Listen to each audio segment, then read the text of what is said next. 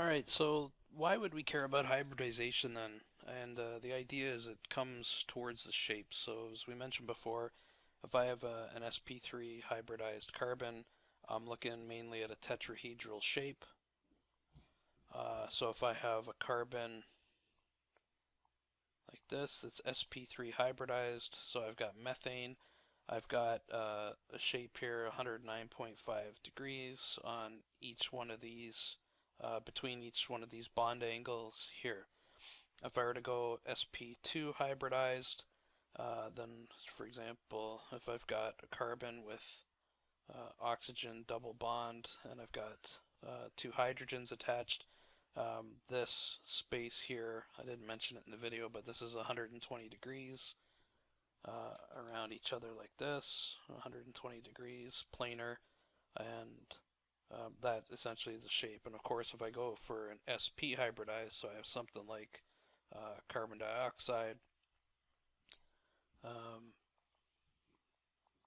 then this is a linear shape, and this is 180 degrees away from each other.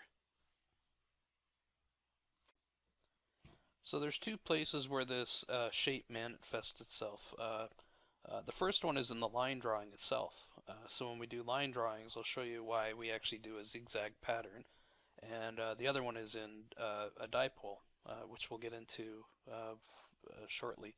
But if I were to draw a hexane, 1, 2, 3, 4, 5, 6, there's a reason why this is done in a zigzag pattern. It's not done in just a straight line like this, and then somehow I've got little dots here that represent all the different carbons.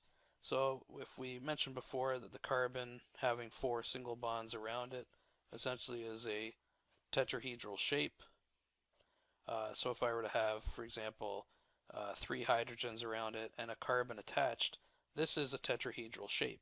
And the carbon to carbon bond right here, essentially both of these are tetrahedral shapes. So I still have 3 hydrogens here. This is an sp3 hybridized carbon.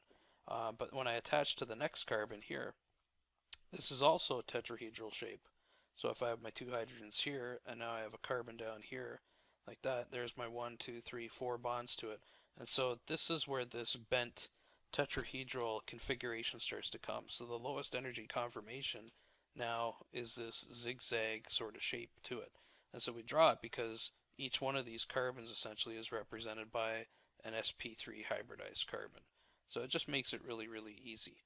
If I were to now throw into the mix something like this, so this is a ketone essentially added on to the carbon chain.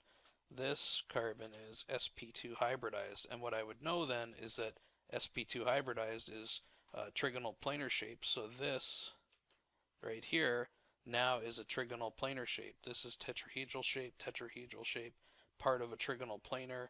And then if I had another carbon attached like this in a zigzag pattern, this would be trigonal planar. And now essentially I'm going to get to the point where I have a triple bond like that. And so move this on somewhere else. And so I know right here at this point, even though I don't have carbon drawn in, there's a carbon there.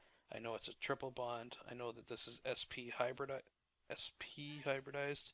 I know that this is sp hybridized. I know that this one is sp hybridized as well. And that forms the triple bond. And now if I move on to the next one, this bent shape here is an sp3 hybridized carbon. This is sp3. So it has the tetrahedral shape and continues on this zigzag pattern as it goes along. And I also mentioned that this would be part of a dipole, and I'll give you an example of that, but we've got more information in the dipole video. So if I have carbon here, and I know that I've got a difference in electronegativity, I've got a tetrahedral molecule like this. So the difference in electronegativity between carbon and hydrogen, the hydrogen is less electronegative, carbon is more electronegative, so I have a dipole that runs in this direction, another one that runs here, another one that runs here, another one that runs here like this. And so in essence, this tetrahedral shape with all of the atoms that are evenly dispersed around it, these dipoles actually cancel out. And why would they cancel out, do you say? So if I had, for example, this dipole, so this one here, I'm just going to redraw it. I actually have a vector associated with it, and hopefully you learned this in physics. And so this other dipole, I can draw like this. So it has a vector and another vector as well. And so these vectors actually cancel out. You're saying, oh, what about these two? Well, I've got this one up top here, and it's a very long dipole that would cancel out with this. And I've got, in essence, a whole series of vectors of the various dipoles that cancel out. And so this shape, and the fact that it's sp3 hybridized, so the sp3 hybridization gives, it lends itself to the shape that it's a tetrahedral, and because it's tetrahedral, all the dipoles in this case are going to cancel out. So the shape actually helps us determine whether a compound or a molecule has a dipole and whether it's going to be polar or non-polar. So if I were to change that up, and I just put a chlorine here, for example, so this is still a tetrahedral shape because it's sp3 hybridized carbon. So I've got a tetrahedral shape. The dipoles are running this way from the hydrogen to the carbon, but I also have another dipole that runs up through the chlorine.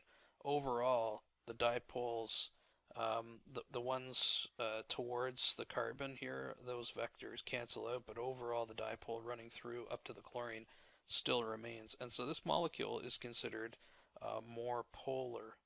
It's not polar as in the sense that it can dissolve in water, but it's definitely more polar than this. So if I were to, when we get into solubility and physical properties, we'll see that this actually starts to play a role. So the polarity of the molecule with respect to physical properties plays a very, very important role.